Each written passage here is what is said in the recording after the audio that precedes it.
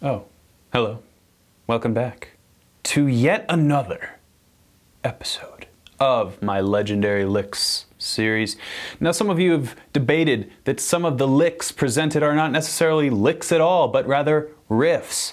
Well, I tend to agree, but Legendary Licks is a much better title, isn't it? Now that that's settled, let's give the newcomers a little taste of what you can expect. Here is where I examine legendary licks and riffs from all over the guitar spectrum, different genres, different styles, and we attempt to tease out exactly what it is that makes them so legendary, for one reason or another. Whether it's legendary licks you think are hard, but they're not. Legendary licks you think are easy, but they're not. Legendary licks you think are easy, and they are, but you're playing them wrong. Most recently, legendary licks you think are strange because they're odd. I've had a lot of fun coming up with different variations of this, and I really appreciate your contributions. I've actually taken some of them and run with them, so leave a comment down below if you have a suggestion for the next episode in my Legendary Licks series. Now, without further ado, let's get to the concept of this particular video, which is legendary licks you didn't know were legendary. That's right. These are the unsung heroes of guitar riffs and licks, things that contribute to a song that make the song iconic, and yet you don't necessarily think of them. And the first example I'm going to show you, I think, really outlines exactly what this video is all about. What guitar part would you think to play if somebody asked you to play Under the Bridge by Red Hot Chili Peppers? You'd probably play the intro, right?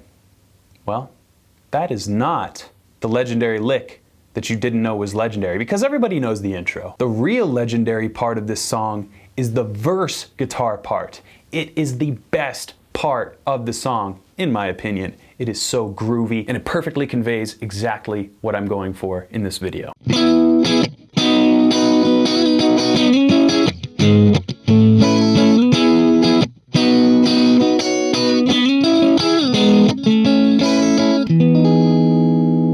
Beautiful.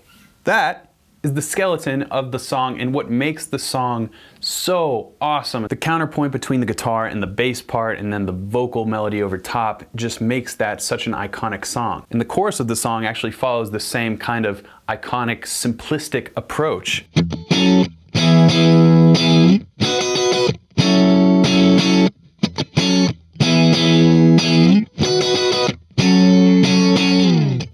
Yeah. That is so legendary. But back to the verse. So what's happening in this verse that I think is really essential for any guitar player to know is Frusciante is taking advantage of, wait for it, triads. Triads, the most important guitar chord that you'll ever learn. If you don't know about triads, check out Guitar Super System. It's linked right down below.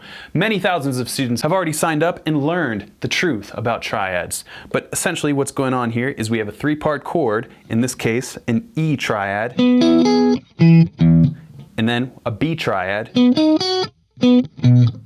then a C minor triad, and then this little walk up from a G sharp minor triad to an A major triad.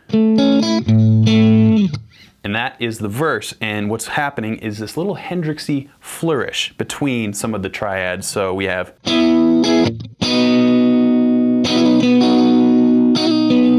so that is really the piano element that you can emote with triads. Is you have this root position shape, just looks like a little diagonal shape, and then you can take your pinky and hammer on really any of these strings,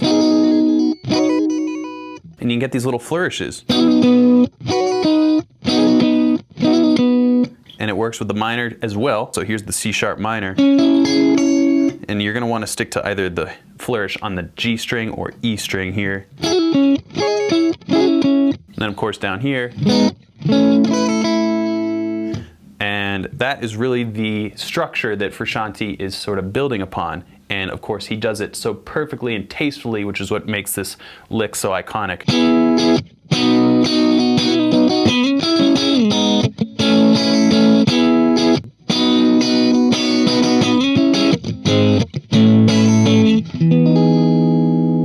Ends right there with a nice four-part chord, a root position E major 7.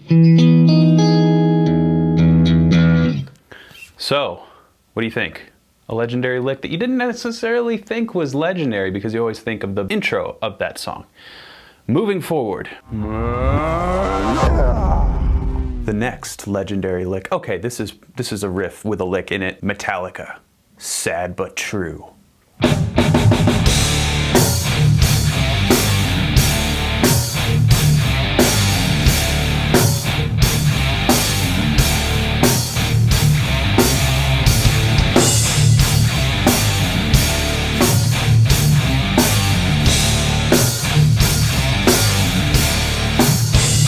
That's heavy. And I bet you're saying, well, Tyler, I already know about that. That's like one of my favorite Metallica riffs, dude. Well, the reason you didn't realize how legendary it was is because of the way it was tracked. This is not only an entire step down from standard tuning, it is layered in a way that is quite magnificent that I would like to shed light upon. There's not one, not two, not three, not four, not five, not six, not seven, not, okay, eight layered guitars. This is what creates this massive sound, and there's multiple different amplifiers happening. So what I tried to do to get as close as I could to this sound was match up a couple different like Mesa style and blown out Marshall style, Diesel style amplifier heads, and combine them in a way that did as good of an homage as one man can do to the massive guitar sound of James Hetfield. And you can tell how much smaller it sounds with just one guitar.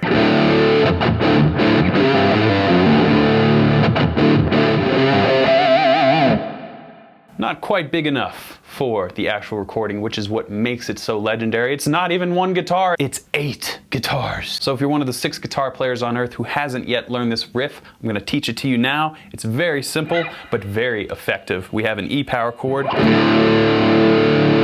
and that rhythm.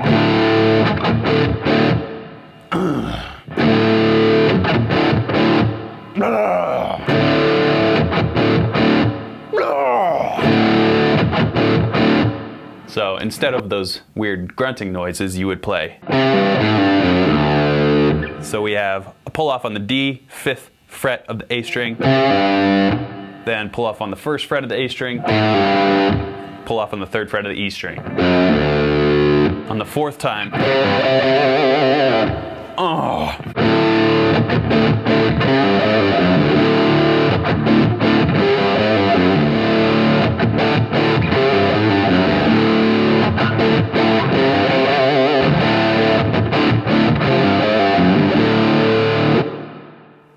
moving forward.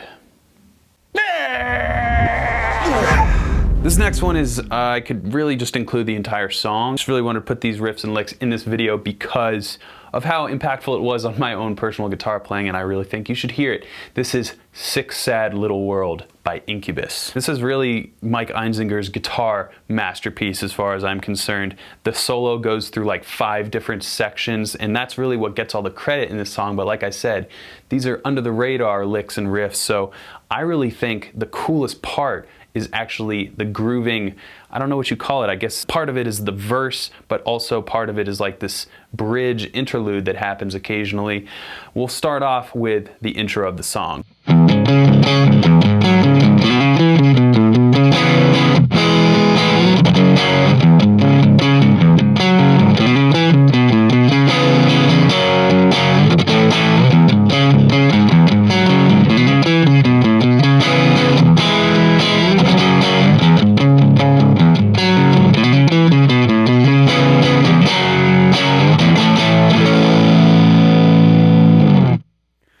So, there's a lot going on here.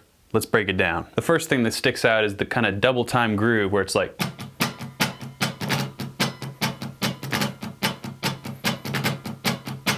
So that's the first kind of thing I would practice if you're new to this kind of playing.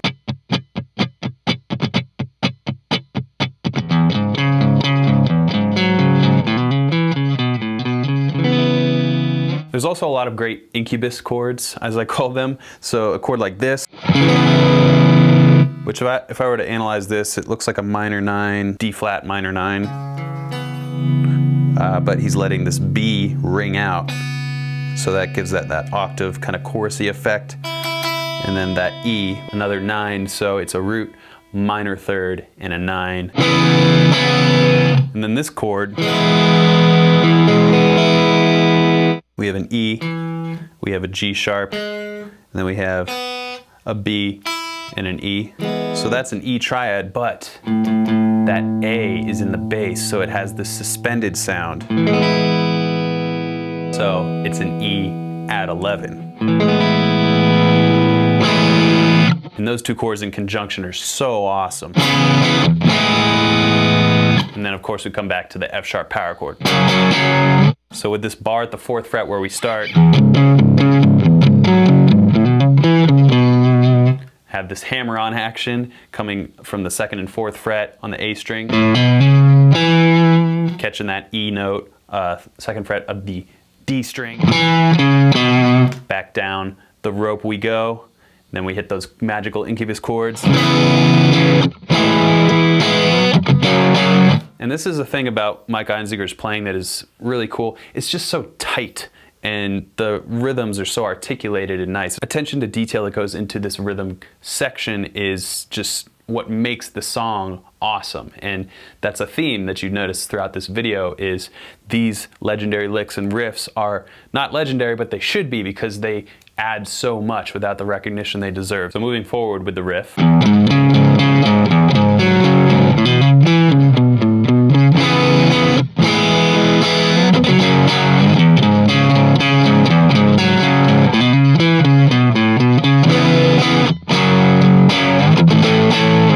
That's the second turnaround. Pretty simple. So you just got to get the riff down, the main meat of it, and then you just alter the ending either time. And then it goes into this part, which I just have to mention. I'm not going to go too far into the weeds on this one, but just listen to this.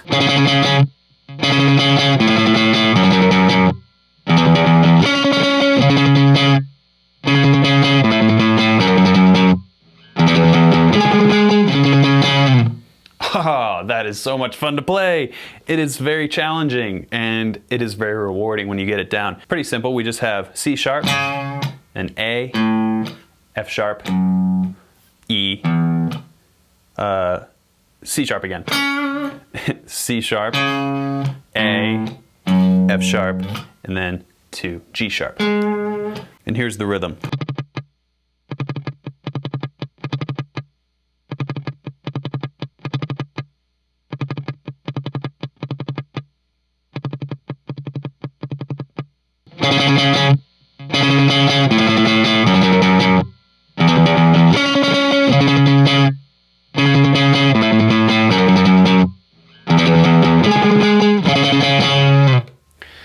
So friggin' cool.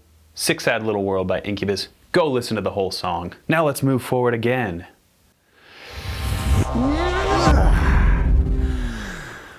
Up next we have Walk This Way by Aerosmith, but not this part. No, no, no. Everybody already knows about that. The best part of this song is the verse riff. It is the funkiest blues shuffle you've ever heard.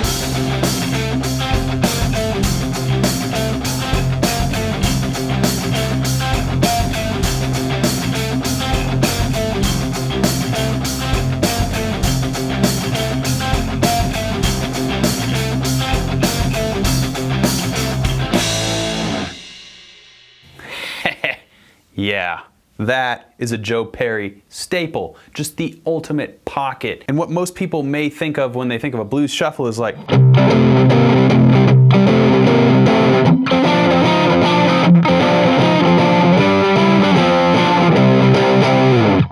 and while that sentiment is more accurate than the straight ahead that we all start off with, this takes it to an entirely different level because of the intense picking happening in the right hand, and yet the ultimate loosey-goosey wrist action that is required in order to pull it off convincingly, and your pinky's about to do some work.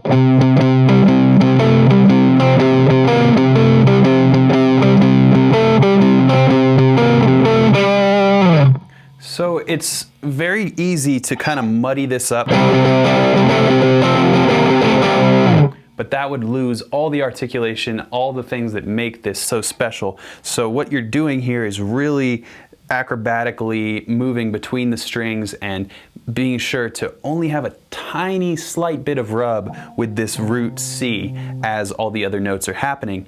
And again, it really comes back to the flair that you add to this with the shuffle. Behind the beat, drag is really essential here. But at the same time, this thing is kind of fast. So pretend like you just drank 10 cups of coffee and then got punched in the face by Mike Tyson.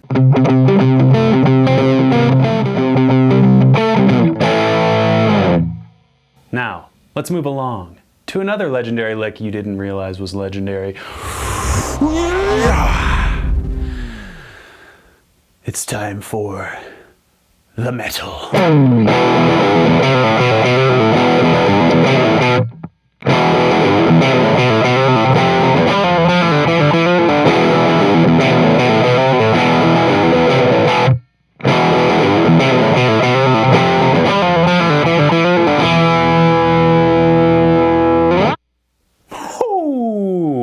That's right. No one can destroy metal. The metal will strike you down with a vicious blow. Those are the fallen foes of the metal. This is The Metal by Tenacious D. And I do think that this song has a bit of a cult following as far as who knows about it, but I think this riff lick combination should be much more legendary than it is recognized for. In fact, I would say that it may be the greatest riff of all time. At least that's how I feel today. So what's happening here? We have an E power chord, followed by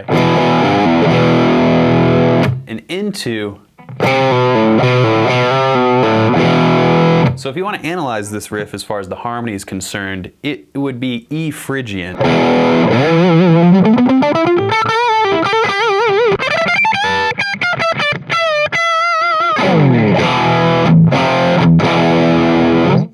And you can tell that because of the next chord that happens.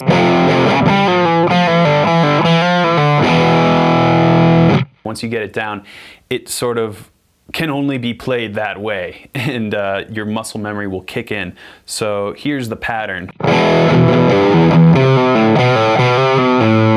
So this is on the A string, we go. So I would break it up into little bits.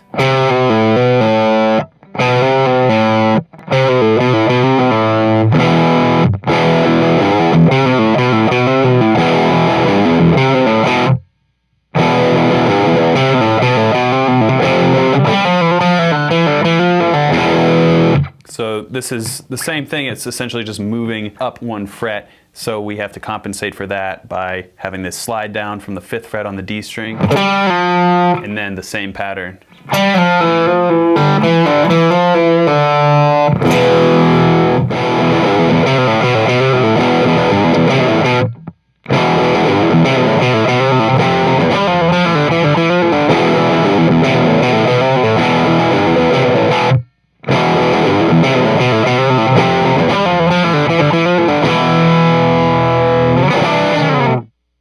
There you have it. Legendary licks that you didn't know were legendary.